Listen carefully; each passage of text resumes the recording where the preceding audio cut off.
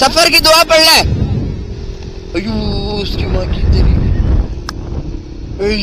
ಮಾತಾಡ್ಕೊಂಡು ಇಲ್ಲಿ ಚಿಕ್ಕ ಕೊಡ್ಬಿಡ್ತಾರೆ. ಆಮೇಲೆ ಆಗ್ಬೇಕ್ರಿ ಇದು ಟೀ ಕುಡಿಬಾರ್ದು ಗೈಸ್, ಯಾಕಂದ್ರೆ ಅದರಲ್ಲಿ ಸಕ್ಕರೆ ಇರುತ್ತೆ. तो थोड़ा सा बहन का लोड़ा आ क्या?